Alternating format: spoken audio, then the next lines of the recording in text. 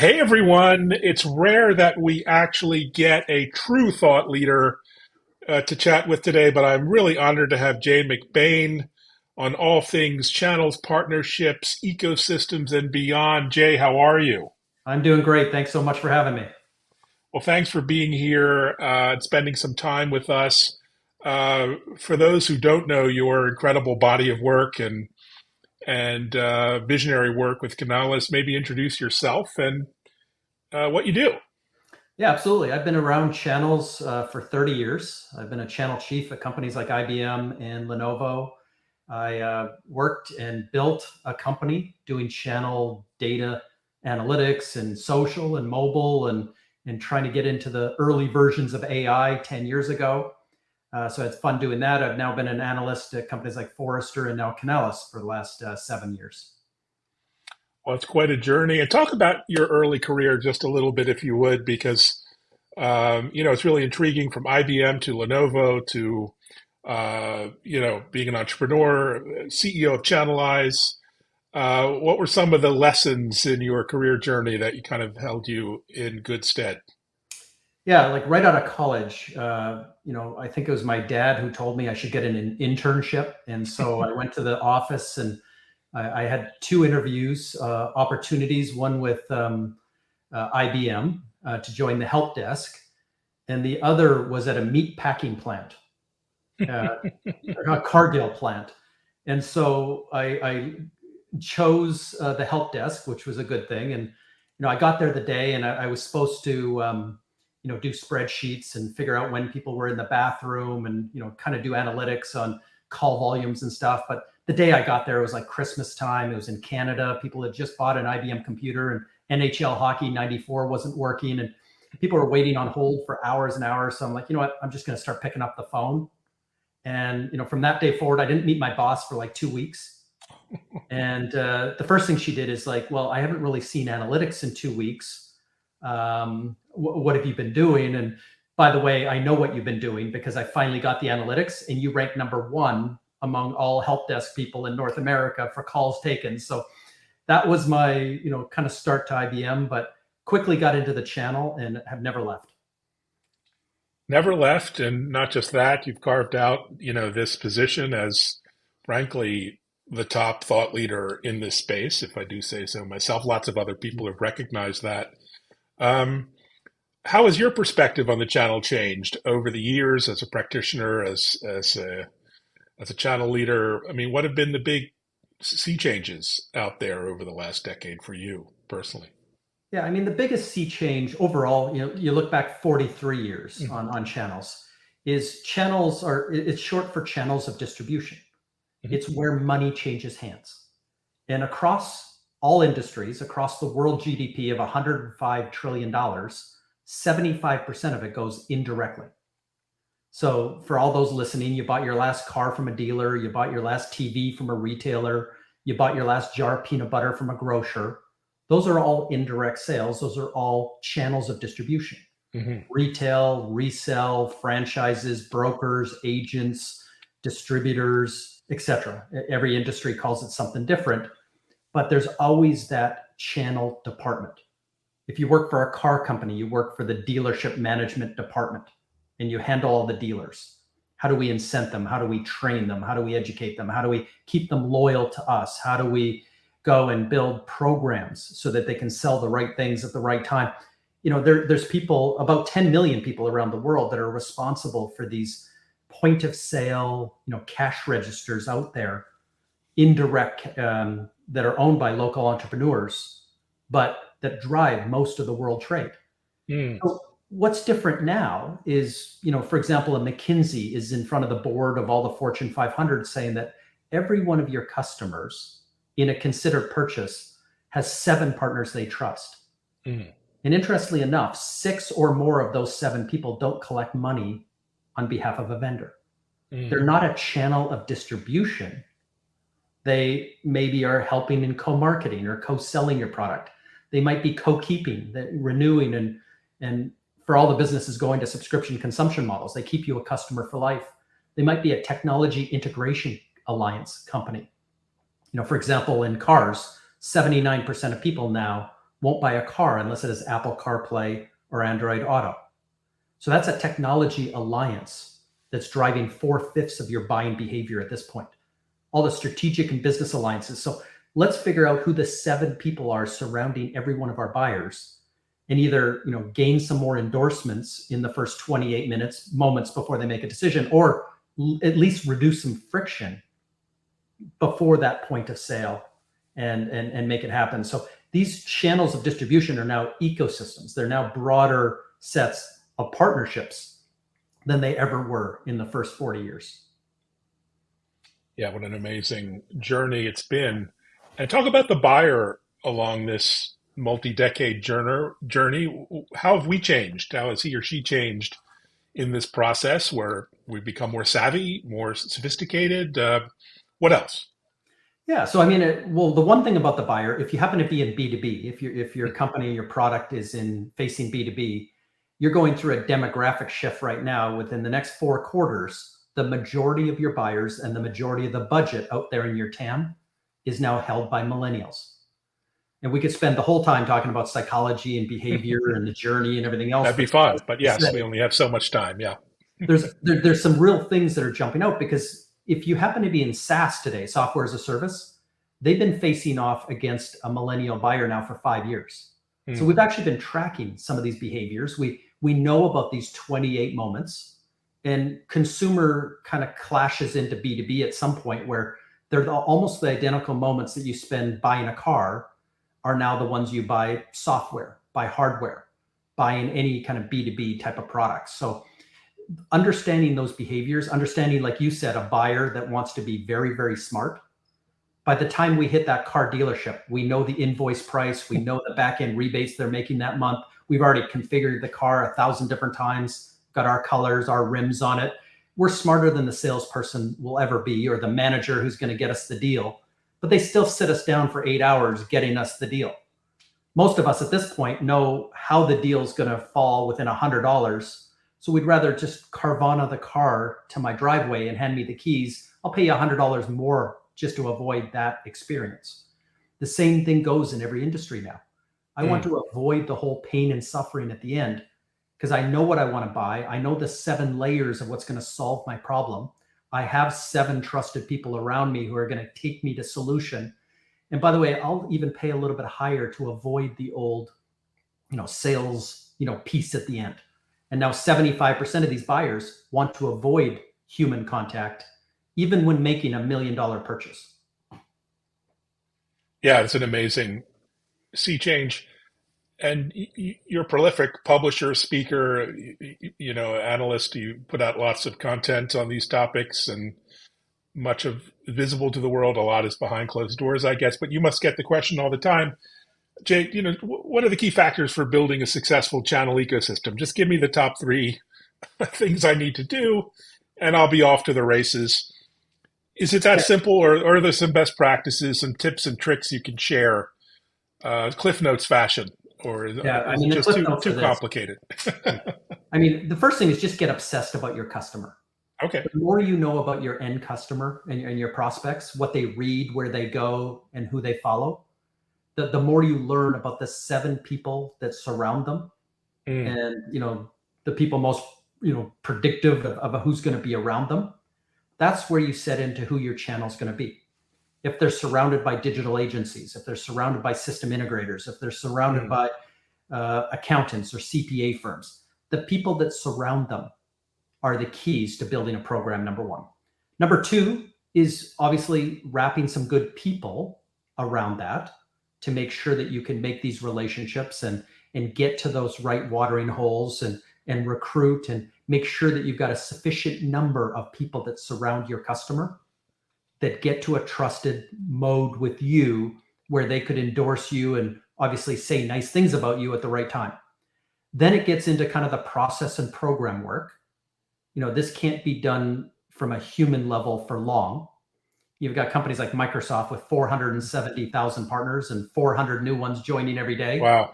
You got to have the systems to be able to do those incentives, to do the training, to do all the day-to-day. There's about 100 things that go into the average program. Those all have to be done. And it's not just technology resellers. It's dealerships, it's agents, it's brokers, it's retailers and resellers and franchisees. It's everyone has to have these basic 100 programmatic tools to be successful. And then finally, there's this underlying technology.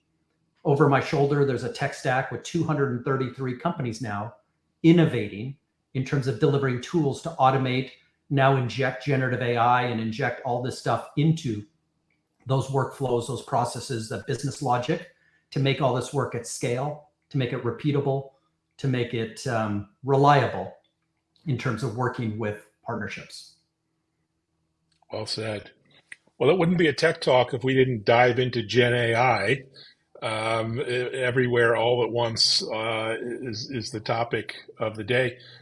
What's the impact on AI, Gen AI, in your opinion, on the channel ecosystem, on the partnering models? Is it going to be impactful in the short term, do you think, in various ways? Well, it is. It's today a $15 billion services opportunity. That's a Mm, 2023 number. That's going up to 158 billion by 2028. So it's wow. one of the businesses inside technology, for example, that's growing at 59%, makes it one of the fastest growing services opportunities, which gets everyone's attention. The difference between Gen AI, and I relate it back to all the emerging technologies we've been looking Mm, at for 20 years, talking about IoT, the robotics, automation, looking at blockchain, looking at quantum computing, the metaverse. How about self-driving cars or drones or 3D printers? Any of those things on the hype cycle for 20 years. For the first time ever, generative AI is an internal opportunity first. mm. For every partner, every services company that's out there today to look at their own marketing, sales, customer success, to look at their own invoicing and billing and their service tickets and every single part of their business. Even if the average partner out there in every industry has 8 people, there's this co-pilot opportunity here that you wouldn't have got with Internet of Things. There's no beacon that can do this. You wouldn't have got this with 3D printers or with quantum computing or anything else. For the first time, there's an inward opportunity to make yourself more competitive and more valuable to your customer. Then you look outwards at the $158 billion opportunity, and do I have the right people? Are they getting the right certifications? Are they at AWS reInvent literally today? Are they diving into each of the different models and tuning? And where can we go make money as a company? How do I monetize what could be a generational shift in compute? Indeed. Um, you look at every kind of industry, not just the high tech, quote unquote, industries, but low tech industries. But is it a cliche to say that every company has to be a tech company now? Or is that an oversimplification, do you think? Well, we're watching as every company becomes a tech company. Mm, When I said 79% of people won't buy a car, how long is it before you're not going to sit on your lawn tractor mm, without full kind of big tech integration? mm. Because guess what? John Deere is, quickly, flying over to Cupertino into the Googleplex and up to Seattle and Redmond and, all these companies in every industry, banks, insurance companies, pharmaceutical companies. Mm. While everyone knows that 75% of world trade goes indirectly, that's only a small part of partnerships.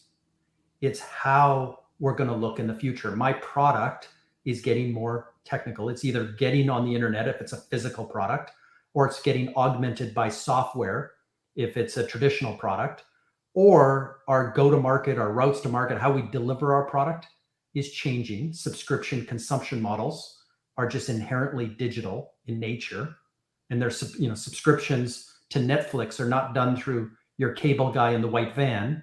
They're done through Mm. marketplaces or done through other means. Marketplaces, for example, are growing at 86% compounded at the moment. Wow. We predicted a few years ago that AWS would be a top 10 distributor in the world by 2025, and I think they're already there. They Wow. beat the prediction. So the world is changing quickly for every company in every industry. And there was a big survey done by, I think it was Accenture, that 82% of every CEO of every company in every country, of every size, of every industry, are investing more in partnerships. They see their way forward and they can't do it alone. Well, that's incredible. It's a mic drop moment, but we'll continue. So it's a challenging macro and micro environment in many cases economically. Margins are squeezed, supply chains, disruption, all the usual things. But is it sort of the best of time or the worst of times for channels? What are they saying to you? There's so much opportunity, but so many challenges ahead as well. Yeah, we do survey, millions of people who kind of Mm, are in this channel world, okay. and their sentiment that we get back is more optimistic than the world at large. And, Okay. and this is the thing we do know. In the massive downturn of 2008, when we thought we were getting into another depression, it was the tech industry that pulled the world out of recession. And it was these service channel partners who were at the tip of the spear of that industry. If you go back to 2001, the meltdown, kind of caused by the dot-com boom and bust, but it was that recession, the tech industry pulled the world out of recession. Again, it was partners at the front end of that. Partners actually drive 2/3 of all the revenue that's in the $5 trillion tech industry. So they're thinking the same way. The world isn't officially in recession, but we got two major conflicts. We got massive inflation problems. We've got all kinds of macro issues. But regardless of where the world ends and where the bottom is, you've got millions of people out there who think this is the industry, tech is the industry that's going to pull it out, and they think they're going to be on the front lines.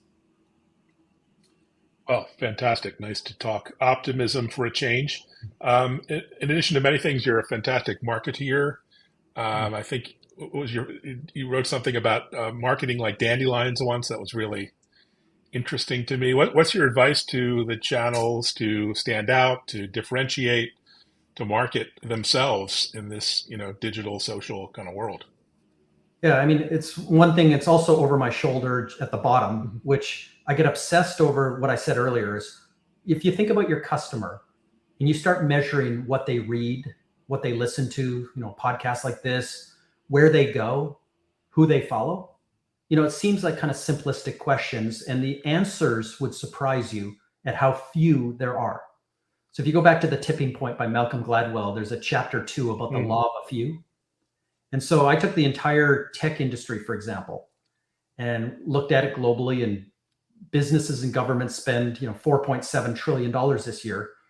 And I drove it back to 85 magazines, about 100 podcasts, 143 social groups, 67 associations. There's 218 in-person events. Wow. There's 14 spheres of influence at where all of us are, susceptible and, choosing, to go and learn about our business, work on our business as opposed to in our business. Mm. And this goes for millions of people. So you'd think that there was, millions and millions of channels, and there just isn't. The Mhm. entire, almost $5 trillion comes down to about 1,000 watering holes. And I Wow. went further and actually built an algorithm of people. Who are those people speaking in Las Vegas in front of thousands of people who aren't Mm. paying to be on stage? Who are the people like you that are running these top podcasts in the world and have such a huge following of influence? Who are the people that run these associations and run the peer groups?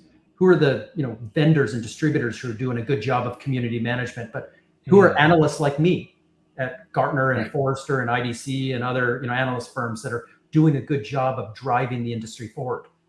Who invented that zero trust over at Forrester? Who invented SASE over at Gartner, driving that industry forward? And when I built that algorithm and I counted every time they showed up in public, and it ended up being 5,000 people got a score, and I published the top 100 people in order of score, Wow. and it came back to a very few amount of people. But 100 people drive this industry, this entire channel, across 1,000 watering holes. That's something, if you're a vendor, if you're a distributor, if you're anywhere in this industry, that's obtainable as a marketing, as a sales type of deployment. And it's a data-driven way of looking at how us humans, get sold and how we figure out what to do next. Wow. So fascinating to consider. How has your job, your role changed as an analyst, speaker, writer? over the last decade. How have you had to adapt to this new marketplace? I imagine being a prominent figure is one of them. A speaker, a content creator on social media.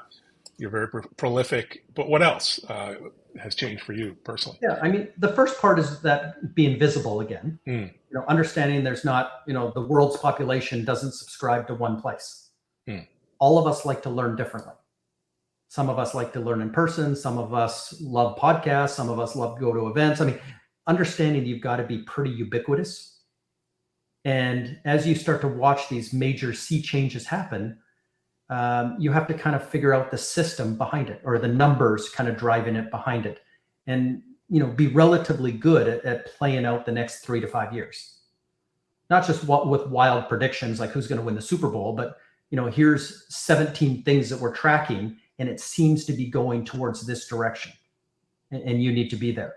So if you can be highly visible and have your finger on the pulse.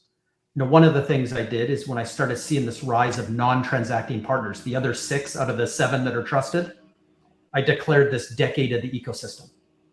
I pointed back to the decade of sales, really triggered by Salesforce in 1999, when we stopped managing territories with our gut, when we stopped thinking we were born to be salespeople, and we learned that there's a system behind sales. 10 years later, marketing, with marketing automation systems like Marketo and Eloqua, Pardot, HubSpot, Acton, taught us that, that old mystery of marketing, 50% of your marketing dollars are wasted. You just don't know which 50%. They taught us that was wrong too, that you can track down to the nickel. And there was ways through 11,039 marketing, MarTech and AdTech ISVs that you could get to that next level of design, which created a younger, more nimble, more hacker-like buyer in these roles. And this third decade, the decade of bringing it all together, where 82% of companies are investing more in partnerships because they understand that at the end of the cookie, there's no third-party data left. The only way you get into those 28 moments is second-party data. If you're selling cars, you got to get to Motor Trend magazine. You got to get to the guy on YouTube racing against Teslas. You got to get to those 28 moments if you want to filter past the 365 brands of cars in front of that buyer. You got to understand that partnerships available through the point of sale every 30 days forever in these subscription models, the technology alliances that are driving these new buyers, the alliances that make it all work. This is the new world of ecosystem that is driving every company. And again, you have to have a platform, to be able to shout this from and guide people forward. Oh, fantastic. What does your information stack look like? Your information sources. So we're all feeling overwhelmed with content. Do you have sort of a go-to list of people, of sources, of publications that you go to every day? I mean, how do you personally stay ahead of the curve when it comes to content consumption? Yeah, I've got 3 monitors here, and I must have 30 windows open, getting information through all kinds of social media and everything else. But when I'm tracking all of this in my industry, kind of the channels and partnerships industry, that thing at the bottom right there with the 1,000 watering holes, behaviorally or psychology, I'm a reader. I don't like to, listen because it takes too long. I don't like to watch because it takes too long. I read and I get through things pretty quick as a speed reader. So my email box is my source. 85 daily newsletters, 300 other blogs and other things transcribed for me in email. And I don't go to bed without a 0 inbox. Wow. So every day I'm consuming a mountain through visual, and soon to be Copilot, helping me, get through this mountain of data per day. Well, there's a Gen AI use case if I ever heard one, summarization. You've been in this industry a long time, as have I. You've put in your 10,000, I don't know, 30,000 hours, however many hours it's been. Yeah. Back to Malcolm Gladwell there. What's your advice to the up and coming, generation, the channel managers, the channel marketeers? How can they stay ahead with their career and succeed in this, difficult arena? Yeah, go find a spot first. If you want to be a generic, generative AI blogger, you're going to get drowned out Mm, because extremely bright people that are billionaires are weighing in right now what happened to Sam last week at OpenAI. mm, You're not going to break through as a channel account manager, with your perspective on what happened at OpenAI because you don't actually have the inside story. mm, But there's 6 different ways that you can click into that story. If you take AI and you combine it with an industry or a sub-industry, there's 297 sub-industries, that you then combine it with a geography, the city, the country, the state, wherever, small enough that you can carve off a niche. mm. You combine that with a segment of the market. Are we talking to flower shops? Are we talking to mid-market? Are we talking to enterprise, government, health, education? Go carve that off into layers. AI has 27 layers to the conversation. Even generative AI has 7 layers to the conversation. Mm. So go pick a sub layer and then go pick a delivery model. Is this going to be on the services side? Is it the product side? Am I talking about chips? Where am I talking? So if I answer those 6 questions and double click on each 6, you're going to find that there's less than 100 people in the world in your spot. And you're probably going to find out that there's 10 people. And by consuming everything that those 10 people say, and then consuming everything else you can, this is in your spare time, and this is having a full-time job, but then you can become present as well. These watering holes are available to you if you have a unique perspective. And if one of your choices actually hits one day, you might be on CNN as a pundit, but the fact of the matter is those 10 people are going to respect you. You're going to respect them. Then it's going to be a larger audience. There could be 1 million people wanting to know what you have to say about mid-sized banks in Inverness, Scotland, and how they're going to attack, this level of generative AI. And from there, once you get that platform built, you start to expand. Let's talk about all of Scotland. Let's talk all about the UK. Let's talk about Western Europe. Let's talk about more inside those 6 categories. You can expand one by one to the point where maybe you are the person on CNN talking about Sam last week at OpenAI. But the fact is you've got to start, in a niche. I love that. Well, niche it down. As always, great advice. Chunk it down. Wonderful words of wisdom there. So we're winding down the year. You have an extraordinary travel schedule. Are you kind of any more trips coming up? Any more events, speaking, otherwise, Yeah, before I'm the heading. busy year starts again? I head to Bangkok on Sunday. Okay, well that's My, not my that's not. company, yeah, the largest channel event in APAC every year is actually run by my company, Canalys. The Oh well. largest channel event in Europe is actually run by Canalys. It was in Barcelona a few weeks ago. We just ran a North American event, but the 218 events that run this part of the industry, I tend to either speak or want to use those as key watering holes Mm, to listen, to form opinions, to hear what people are thinking about, and going into 2024. So I can condense that, and again, go back onto the platform and try to make sense of it in terms of predictions and where people should be placing their bets. wonderful. Well, good luck in your trip to Thailand. It's an amazing place, amazing country, and thanks so much for just sharing more of your insights and analysis. It's always fascinating stuff. And folks, reach out and follow Jay and Canalys. Amazing content that they put out. Thanks so much, Jay. Thanks everyone for watching. Thank you. Take care.